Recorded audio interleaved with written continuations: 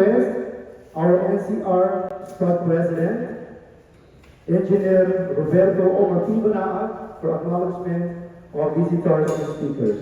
Press, may we invite us on stage.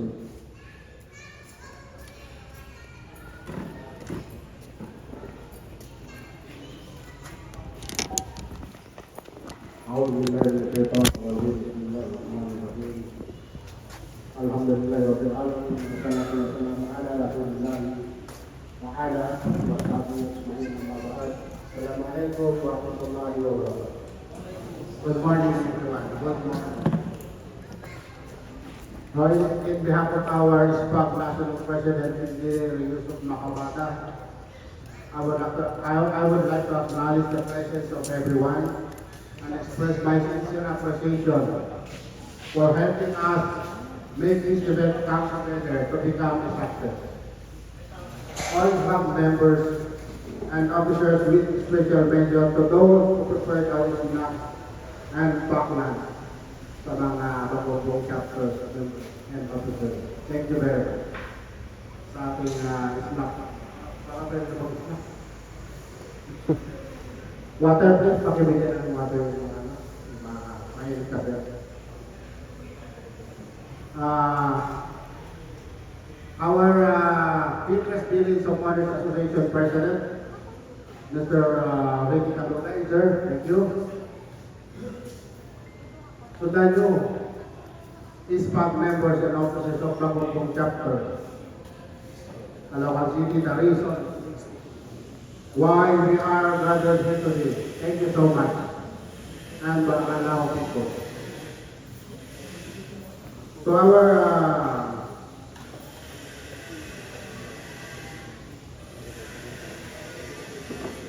Barangay 171 Purong Barangay, Romeo Rivera, thank you.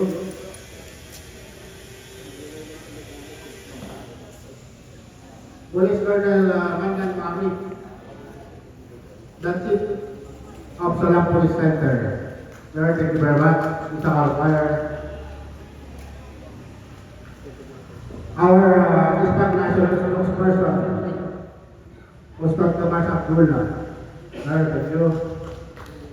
Galing pa po siya sa Kapan. Actually, may event po sila ron today. Pero hapdoling na. At he made it to be here today. Alhamdulillah. Isa ka lang kaya. Ang lakas ng bagong chapter sa inyo. So our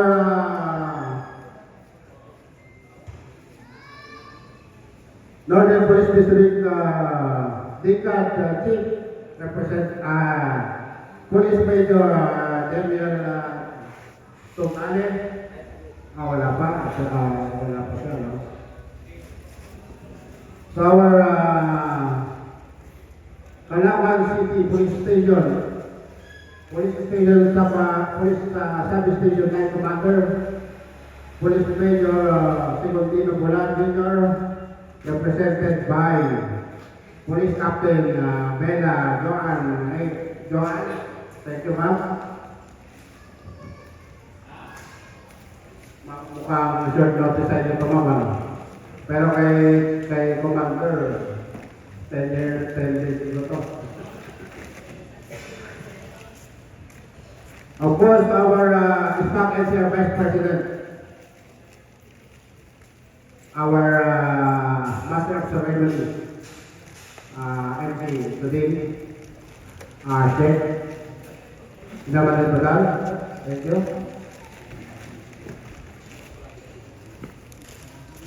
Our SPAC Caloocan City President, Sheikh Brother Omar Sofia, thank you sir.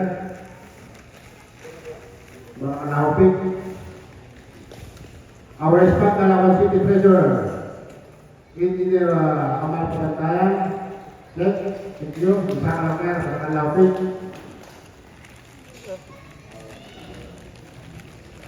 Of course, meron tayo itong mga SPAC na Malikis Chapter, headed by the President, Farok. Thank you. Allow people. So, sa ating mga kasamahan ni Sir Colonel Mari, taga-Kaprame, Sir Ismail, thank you. So, sa lahat po na nandito, mga staff members o hindi staff members, maraming salamat sa inyong pagdalo, sa inyong pagbibigay ng time para masaksihan itong event na ito, which I consider the success.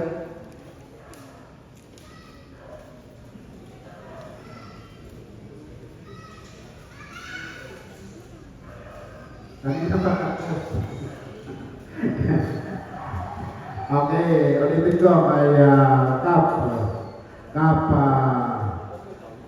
Barangay Masabel ng Punong Barangay, Honorable Romeo Rivera. Nare-request pa kayo, sir. Nayak na rin pa. Alhamdulillah. Thank you. Ayun po. Muli, salamat sa lahat. Walhamdulillah. Rabbil alamin. Assalamualaikum warahmatullahi wabarakatuh. Waalaikumsalam. Jazakallahu khairan. Ating NCR President Engineer Roberto Omar Banana. Alhamdulillah sir, maraming salamat sa iyong pag-acknowledge sa ating mga guests and officers. Philippines by our squad national spokesperson, Northern by Stars, Omar M. Sokowa. فليتفضل فضيلة المشكور يا شيخ. The stage is yours. أعوذ بالله من الشيطان الرجيم بسم الله الرحمن الرحيم الحمد لله رب العالمين والصلاة والسلام على أشرف الأنبياء والمرسلين نبينا محمد وعلى آله وصحبه أجمعين السلام عليكم ورحمة الله وبركاته.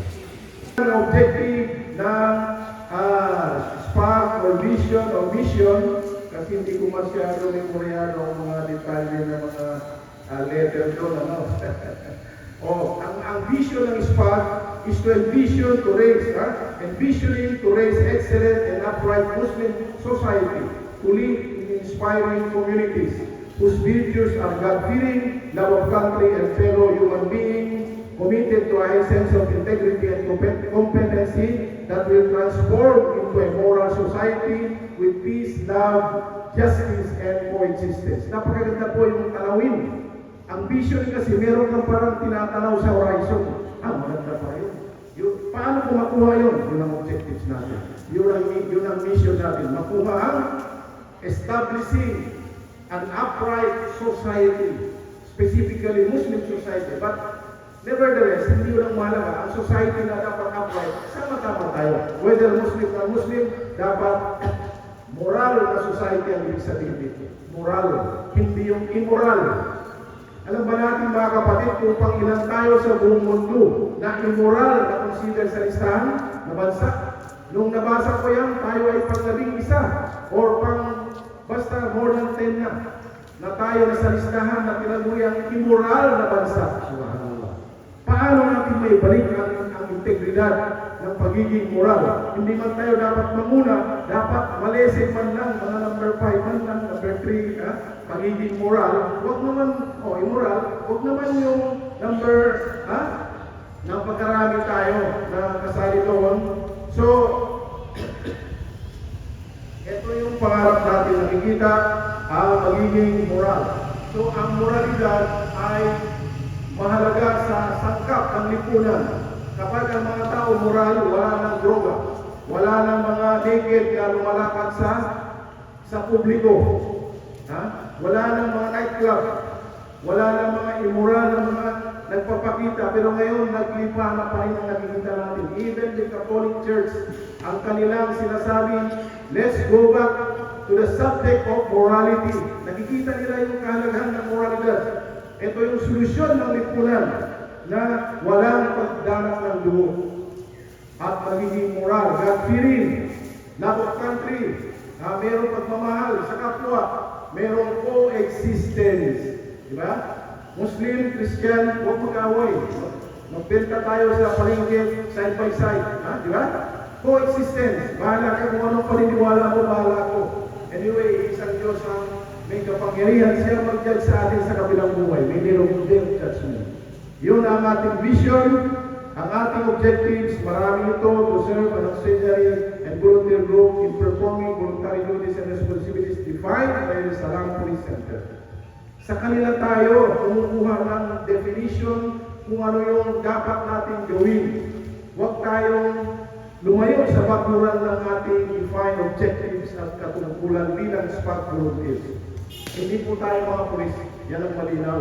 Tayo po ay nag-offer ng voluntary work at ito ay aral sa Islam. Ang volunteerism ay aral ito sa Islam. Ang mag-offer ka ng kawang gawa, ang mag-offer ka ng pusang loob na tulong. Aral po yan sa Islam. Inherent yan. At marami pa pong iba, ang mga programa na nagawa natin nationwide, from Region 1 to Region Farm, 1, 2, 3, 4, 5, 6, 7, 8, hanggang 13, hanggang Farm, meron pong miyembro ang mga SPAG. May miyembro tayo, at tayo ay nakikipag-ugnayan sa bawat probinsya, munisipyo, ng mga kapulisan, mga head ng mga kapulisan, kung ano yung programa ang kanilang i-offer o may tulong natin sa kanila, sa kanilang mga programa, tayo po ay tumutulong.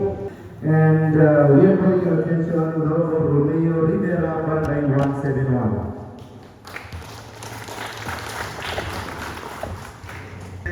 Si Roberto Omar Banaan, maraming salamat po. At inyo po lahat ng mga kapatid ko sa Muslim. Salamat po. Ako po ay basta po mga kapatid ng Muslim, mga kalooban ko. Dahil po dyan po sa bago silang mahal ko mga kapatid ng Muslim. Dapat ilibay po, pupunta mo talaga. Kaya maluwag sa puso ko kayo. Welcome po at mahal na mahal ko kayo. Magandang mahal po sa inyo lahat. Only for sport orientation and preventing encountering violent extremism, may we invite on stage our Chief of Salam Police Center, no other than by our Police Colonel Mandansi Muarif. Sir, please, the stage is yours.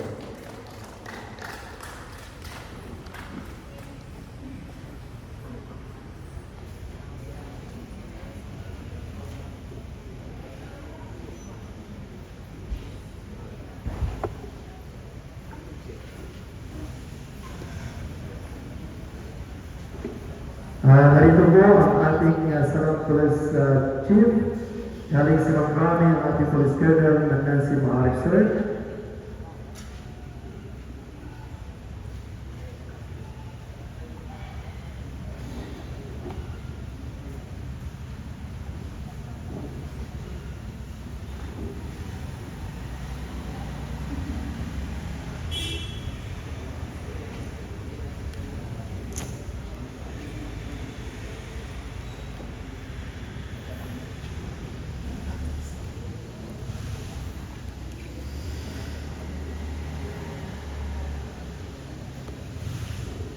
Assalamualaikum warahmatullahi wabarakatuh.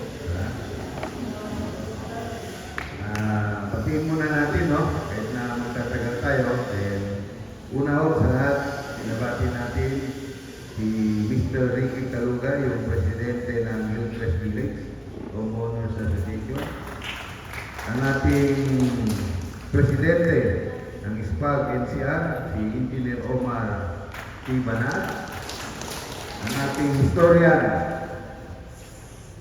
kung titingnan natin sa dugo, mataas yung dugo ko sa kay-Ustad. So, anong tingin mo? Di ba? Parang ang niya ko, no?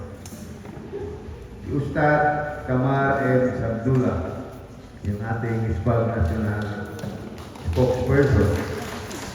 Ang ating Honorable Chairman, Romeo I. Rivera, nagpaalam niya rin. Ang ating Barangay Chairman, ng 173, si Kapitan Elias Bautista. Ang representative ng ating Commander PS9 Caloocan City Police Office NPD, si Police Captain Bella Joan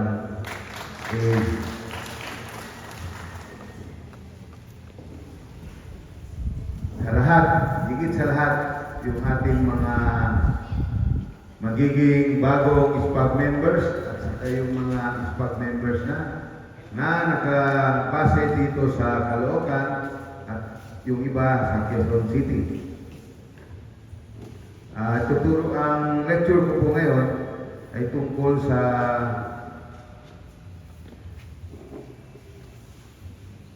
ano ba yung Salam Police Center. Then lecture ko rin yung PCB natin kasi primarily ang Salam Police Center ay ang office primary responsible when it comes to PCBE.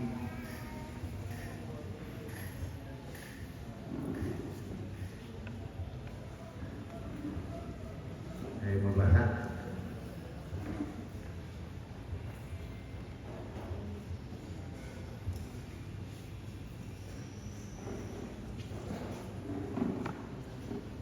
So, merong glitches. Babasahin ko na lang. So, ano yung Salam Police Center? Ang Salam Police Center, hindi ito isang center na may sariling mandato na siyang may hawak tulad sa tao at saka sa financial. Ang Salam Police Center ay isang division lang po ng Directorate for Police Community Relations, DPCR. Isa ko dun sa 6 na division ng DPCR sa Kamkrame.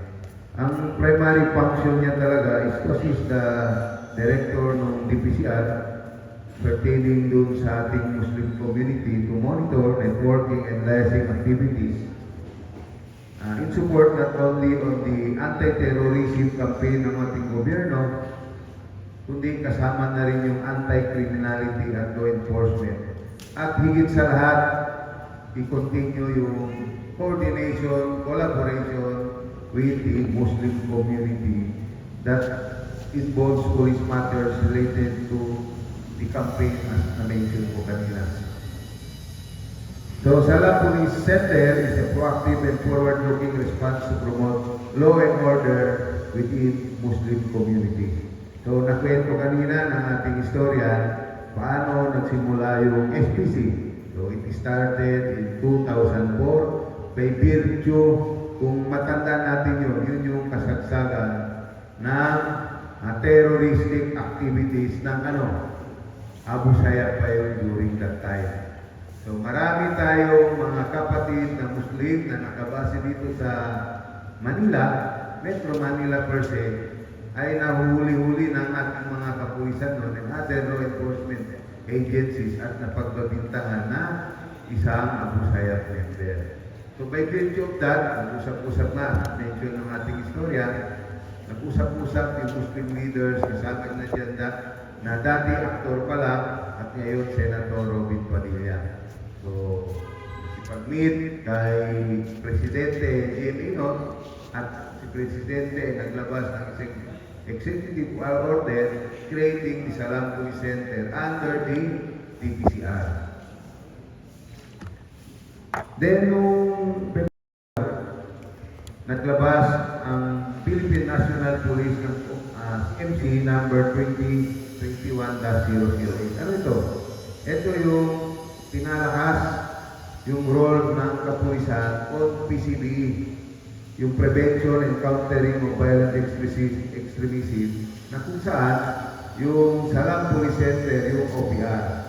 So lahat ng ginagawa ng mga Salam office sa mga station level, yung mandato nila it came through the PNP-CNC 21-008 na kung saan ang Salam ang OPR.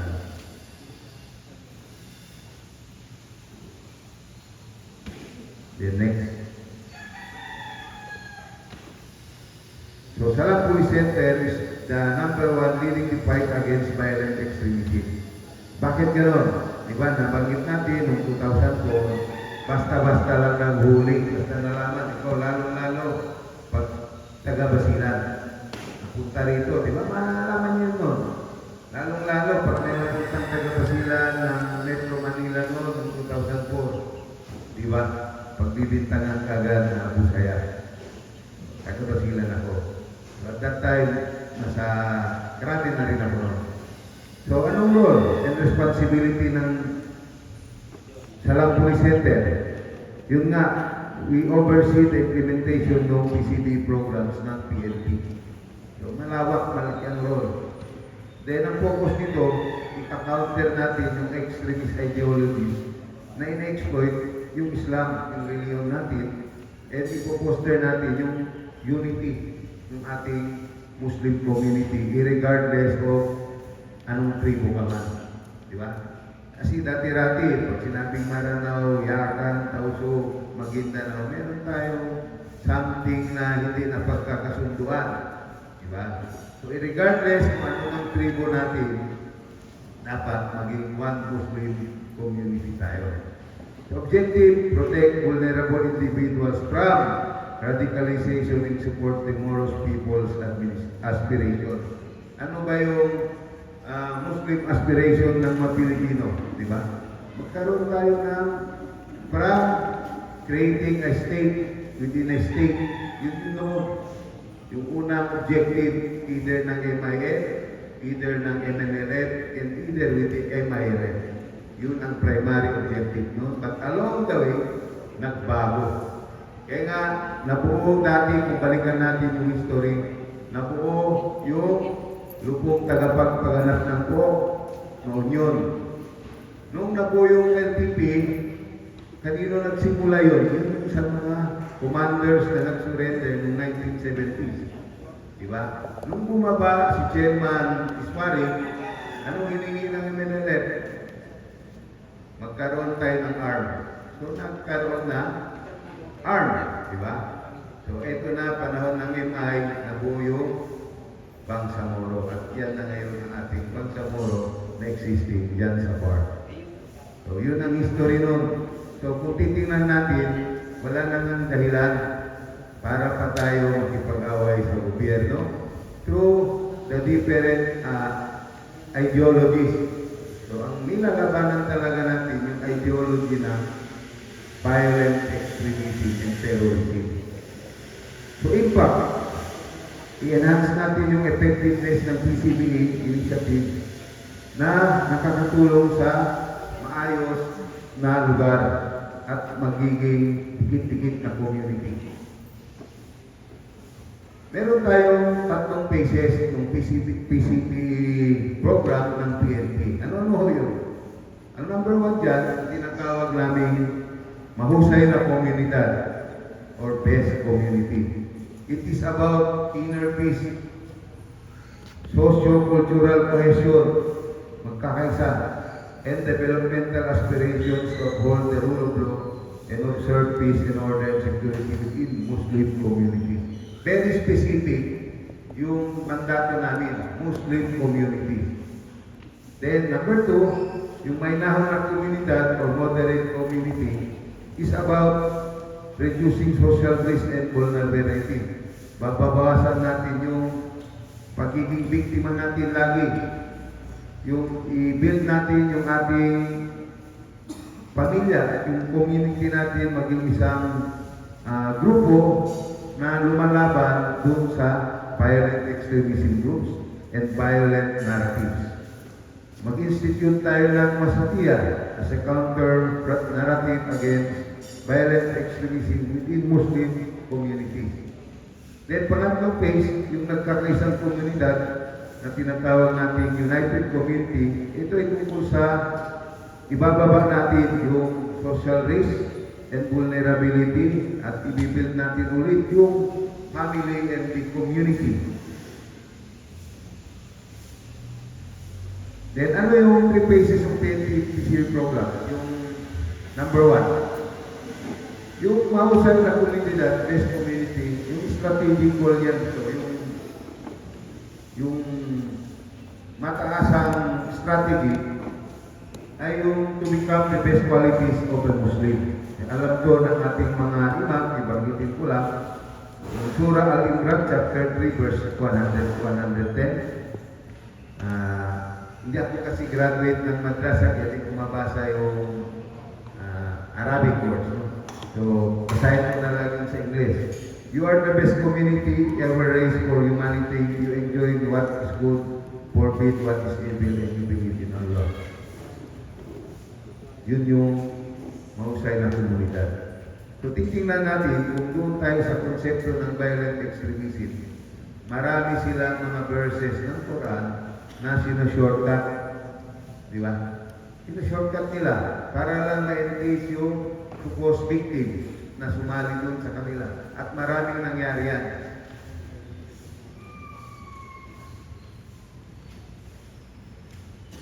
So yung project objectives niya, tatlo. Yung Islamic unity and identity, exhibit activity and lead the change of agents in the community. Paano namin to ginagawa ng kapulisan? Na Salam PNCO over the Philippines. Di ba, mapansin nyo kahit sa mga probinsya nyo, may mapansin kayo isang pulis, nagsusuot ng kopya, di ba?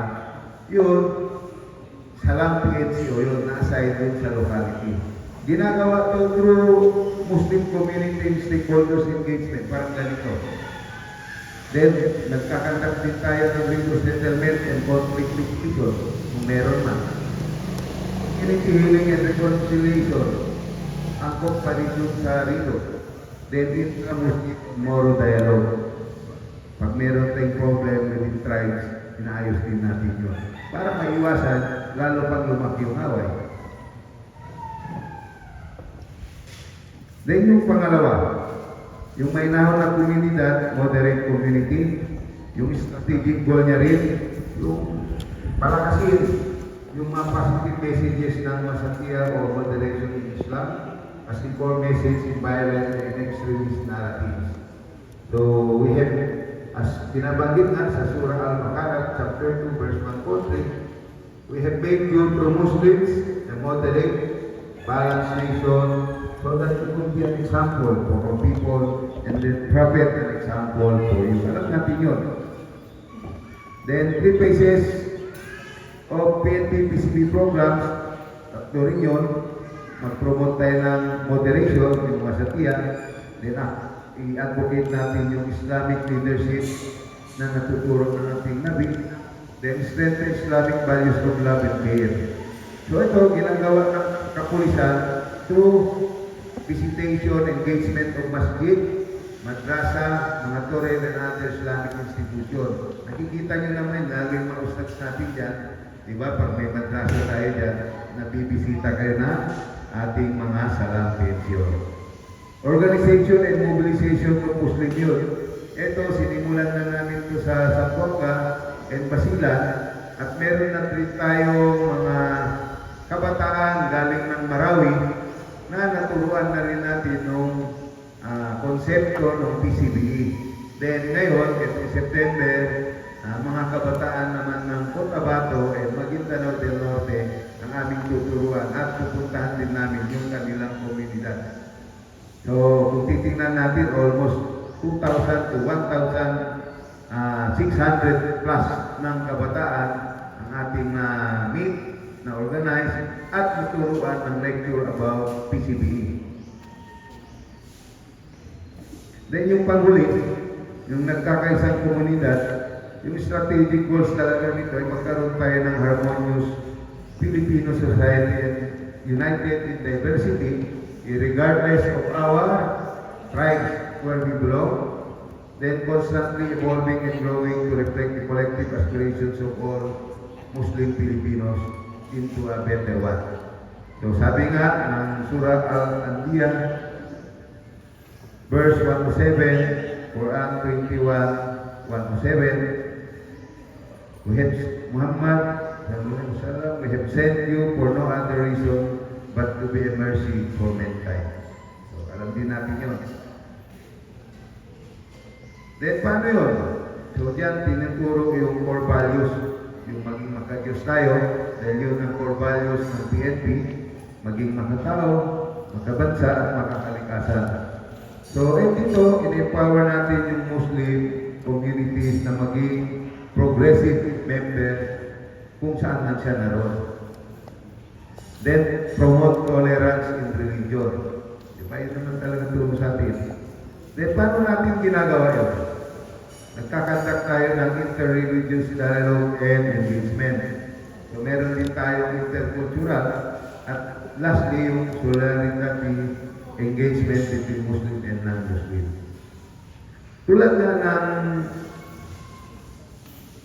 at panghuli, as nabanggit din ng ating historian, pinalakas natin at nire-organize yung Salam Force Multipliers at ito ay naging SPAG na. Di ba? Ang tanda natin, ang SPAG, meron siyang dalawang personality. Ang SPAG, per se. Ano yung una? Salam, Police, Advocacy Group. Doon tayo nagtutugtog. Di ba? Salam, Police, Advocacy Group. Doon tayo nagtutugtog. Pag kayo, ginamit nyo yung second personality nyo na SPAG, ano yun? Salam, People's Advocacy Group. Di ba? So, nag-usap kami yan. Nung inopen nila yung ganong konsepto, ako okay ako rin. Bakit? Kasi pag purely Salam Police Advocacy Group lang, at the end of the day, walang babalik para sa kada miyembro natin. Na benefits kahit paano. Di ba? Pero pag kayo ay naging SPAG, People's Advocacy Group, registered naman kayo sa SEC, you can do other things na makakatulong doon sa members ng SPAG, yung sa People's, at particularly doon sa Muslim community. Kasi maganda yun, tumutulong na tayo sa government through the personality of a police advocacy group, di ba? Then, nakakatulong pa tayo lalo sa ating ummah bilang Salam People's Advocacy Group. Kasi yun, lalo-lalo pag pumasok kayo din sa other side ng bakod at meron kayong nakuhang party list representative, anong magawa at may tulong nun sa kada isang SPAG members? Not only the SPAG members, but the Muslim community. Di ba? So, dapat tayuan nyo ng maigi yung dalawang personality na yan. Di ba? Kaya nga, tulungan nyo yung SPAG doon sa People's Advocacy Group para lalo pang lumakas yung SPAG at nakakatulong palalo doon sa Muslim community. Na kung saan, mapansin natin, wala tayong sectoral representative that represent, anong nag-represent? Yung 13 tribes plus yung Balik Islam. So 14 groups na yan. Diba? Hindi ko na isa-isahin yung 13 tribes. At yung 13 tribes na yan, kung balikan natin yung history ha, ng mga 11th century hanggang 18th century bago tayo nalindang nung Paris Treaty. Di ba? Yung history. Wala namang Maranao noon. Wala namang Yakan noon. Wala namang Tausug noon. Walang Sama Bangingi. Di ba? Walang other names pa na kung meron ngayon. Sadyang, kung babalikan natin, sadyang hiniwalay-hiwalay tayo. Sabi nga nila, the more is merrier. Sabi niya, the more na lalo maging magulungan natin. Kung titingnan mo, ito lang sinasabi mo sa history. Di ba? May sultanate lang dito sa Central Luzon at may sultanate lang dyan sa Sulu. Na kung titingnan natin, ang pinagsimulan niyan lahat, yung SSDI.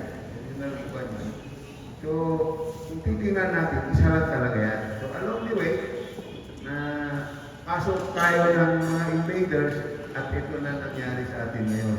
Di na magkasundo si Maranao, di na magkasundo si Tausug, di ba? Di na magkasundo si Yakan, di na magkasundo si Sama, di na magkasundo si Irano, di na magkasundo si Nakalatan, and others pa. So, ito yun. Kaya, nabanggit ng SPAG na ito ay maging peoples, yun ang mag-represent na maging sure tayo ulit bilang isang Muslim community.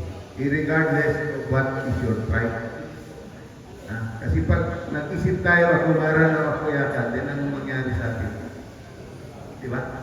So, ano lang tayo magkagulo-gulo.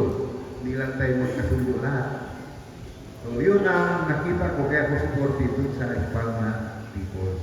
Kasi, yun yung pwedeng pamamaraan na mabuo yung 14 groups na yan, kasama yung Balik Islam. Sabi nga natin, in-enhance natin yung capabilities ng Salam advocacy group at nag-expand pa tayo. So may plano na rin kami, papasukin na rin namin yung youth. But it will be separated from SPAG. Ang tawag din yun, Salam Youth Volunteers Group. Kasi nung nagpunta kami sa Basilan, may nabuo na tayo 400 na kabataan doon. Alam niyo yung kabataan doon, ng Basilan. Pag binanggit yung Salam, ang sigaw ng kabataan, Salam Volunteers Advocate Group. Yun ang parang kwan nila, parang sigaw nila. So, buhay na buhay, and hoping magawa namin yung paaprubahan ko pa sa taas. Para meron tayong counterpart. Pero yun din sasali sa People's Advocacy Group. Hiwalay yun. So, kung makita natin, meron kasi kaming partnership and collaboration with the US DOJ staff na kung saan ito yung nagpupondo. Kasi kung asahan natin yung pondo lang natin, kulang. So, with the pagpasok ng ICTAP, nagagawa namin yung mga various community dialogue. Nakakausap namin yung adult, nakakausap namin yung mga kabataan. At yan, ito makikita natin. So yan ay dyan sa Caloocan, yung first slide, na meron tayong 100 participants. Kasunod, yung doon dito sa Kulyat, nagsagawa rin tayo. Then yung sunod, doon sa Talontuno, nagpunta rin tayo doon at kasama rin ang ating mga Muslim community, may SPAG rin nag-attend dyan. Sa lahat ng napunta namin, lagi merong SPAG members ang tumutulong din sa atin. Andyan din tayo sa Barangay Puting, sa Pasig, umaga hapon yan. Then, nagpunta rin tayo sa Mahad Manila Islamic Function Hall ng Barangay 648, doon sa Muslim Center, umaga hapon din yun. Then, nakapapunta rin tayo doon sa Barangay Napindan. So, nakita natin yung best practice ng Napindan na pwede nyo rin gayahin. Nakapagpuo sila doon ng moske, ng masjid. Nakapagawa din sila ng madrasa doon. Kaya makita nyo, yung mga nandyan sa picture, mga asawa yan ng mga Muslim na lalaki na naghanap buhay na bilang tricycle driver, fish vendor, and other job in the area of Taguig. Kaya nakuha natin itong mga asawa nila. At malaking bagay, nakausap ko sila, nakita natin at nalaman yung mga problema din nila. Kasakatuwang yung tiga-Taguig, nakita natin yung anong pwedeng may tulong ng kapulisan kasi lagi silang nabibiktima nga doon ng some abuses. No? So, naayos natin yung konti at hoping din na maulit yun. At yan yung next, yung ating interview na pinakikita natin dyan sa interview na yun. Ano na yung nagagawa ng Salam Police Center, katuwang ang ating mga Muslim community pertaining dun sa problema na violent extremism and terrorism. Alam naman natin na pag yung cycle of violence, hindi natin yan mapapasukan ng isang programa, paulit-ulit lang yan. So pag nakausap natin yung kabataan kahit paano, merong darating, mga religious leader na makausap natin ng mayos, may darating na isang ideology pushing for another group to create a chaos again na ayaw na natin maulit tulad ng nangyari sa Marawi. So itong PCBE ay isang activities na kung saan napuputol natin yung cycle of violence. Kasi na-prevent natin yung would-be victims na ma-recruit ng local terrorist group. So yan pa rin, yan sa San Mateo. Ito, tumulong dyan yung mayor. Then nandyan din yung sa Calamba City. Then makita rin natin yung sa Imus Cavite. Then ang kasunod dyan, dahil nakita nga ng USDOJ ay staff yung programa ito, na initially hindi nila gusto mag-conduct dito. Primarily, ang programa na community dialogue ay ginawa lang nila noon sa Zamboanga City, Marawi. Pero nung pag-upo ko dyan, talagang kinausap ko sila na kinakailangan natin gawin yung community dialogue dito mismo sa NCR, sa National Capital Region, sa Region 4A, Region 3. So ito nga, itong September, meron kami ulit na 18 iterations. Ibig sabihin nun, 18 times namin gagawin in different barangays of Metro Manila. And hoping pag nandun kayo sa mga barangay na yun, napupuntahan namin, pag narinig nyo yun, please attend para lang marinig nyo rin ano ba yung ginagawa namin sa community dialogue. So, yun lang. Maraming salamat sa leadership ng SPAC. Sinabi ko SPAC, dalawang personality yun. First, bilang isang police advocacy group. Then second, personality of yours, para alam nyo lang, ay People's Advocacy Group. So, salamat President Engineer Banat for the invitation and hoping may natutunan kayo kahit papano dun sa aking mga nabanggit for the past 10 to 15 minutes. So, thank you. Wassalamualaikum warahmatullahi wabarakatuh. Waalaikumsalam. Please,